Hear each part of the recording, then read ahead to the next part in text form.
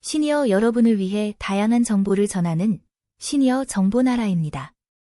오늘은 어르신들의 삶에 직접 영향을 주는 정말 중요한 주제들을 모았습니다. 바로 기초연금 제도의 변화, 그리고 앞으로 달라질 노후 지원 정책들입니다. 내가 받던 연금, 혹시 끊기는 건 아닐까? 앞으로 받을 수 있는 기준은 어떻게 바뀔까?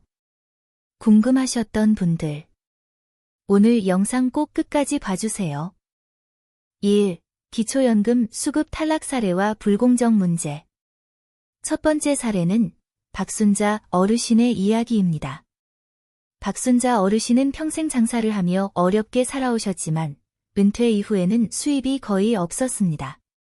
그런데 몇 년 전 아들이 잠시 어머니 명의로 자동차를 등록해 놓은 사실이 문제가 되었습니다. 행정 시스템은 그 차량을 모두 박 어르신의 재산으로 계산했습니다.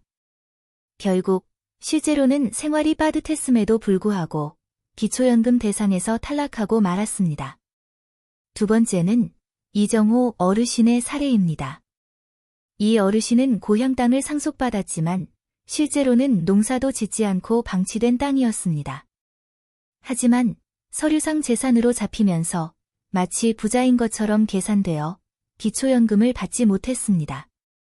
세 번째는 최영자 어르신의 이야기입니다. 딸이 결혼 전에 잠시 어머니 명의계좌를 사용한 것이 문제가 되었습니다. 실제 돈은 딸의 생활비였지만 행정에서는 최 어르신의 금융자산으로 보았고 결국 연금이 중단되었습니다. 이처럼 억울한 사례가 지금도 곳곳에서 발생하고 있습니다.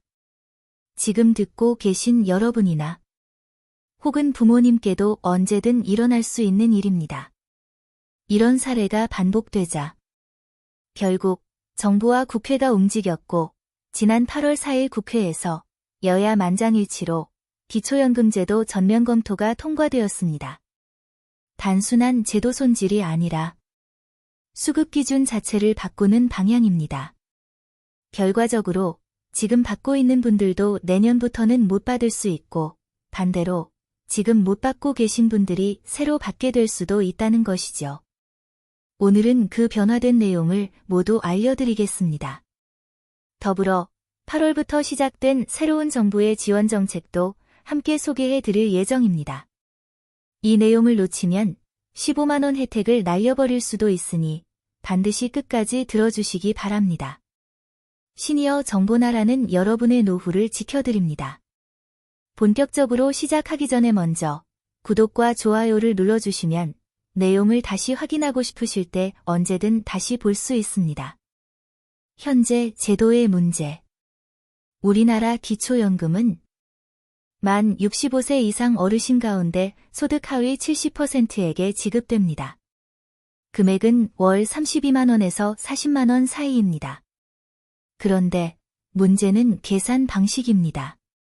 소득만 보는 게 아니라 재산과 금융자산까지 꼼꼼히 따집니다.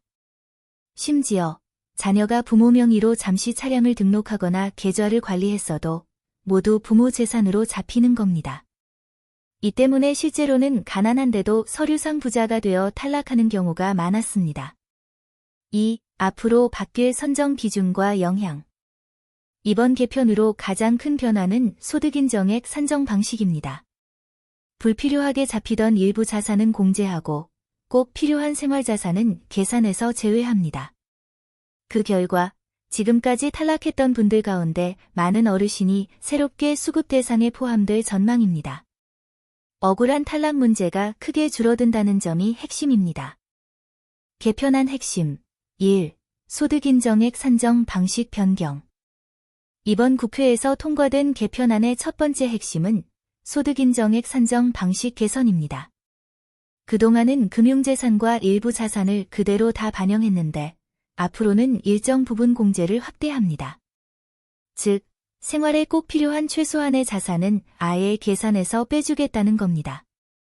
쉽게 말해 자녀가 잠시 부모 명의로 재산을 관리했더라도 그 때문에 억울하게 탈락하는 일은 줄어든다는 뜻입니다. 개편안 핵심 2. 수급자 범위 확대. 두 번째 개정안의 핵심은 수급자 범위가 넓어진다는 것입니다. 현재는 소득 하위 70% 어르신이 대상이었는데 제도 개선으로 더 많은 분들이 혜택을 보게 됩니다. 특히 소득이 중간 정도라 탈락했던 분들 가운데 새로 편입되는 경우가 늘어날 전망입니다. 개편안 핵심 3. 사각지대 해소. 세 번째 개편안의 핵심이 가장 중요한 부분인데요. 이번 개편을 통해 그동안 기초연금을 받지 못하던 사각지대가 크게 줄어들 것으로 예상됩니다. 예를 들어 자녀가 부모 명의로 잠깐 차량을 등록하거나 돈을 관리했다는 이유만으로 실제 형편과 상관없이 연금이 끊기는 문제. 앞으로는 이런 불합리가 줄어듭니다.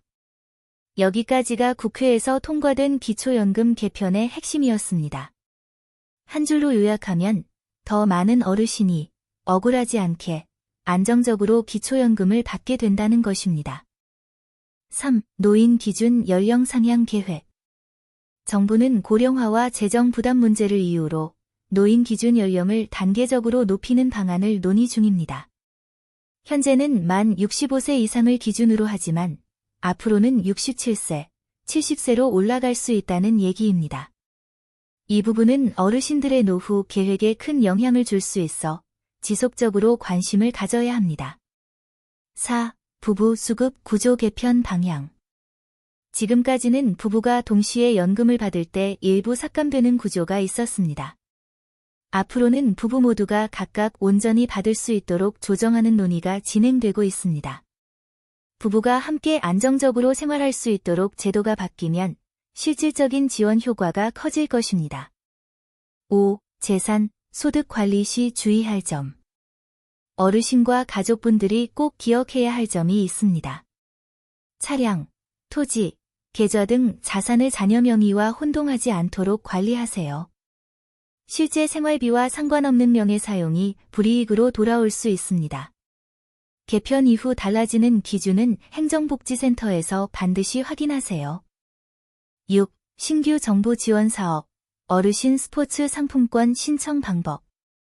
최근 정부는 어르신들의 건강을 위해 스포츠 바우처 제도를 신설했습니다.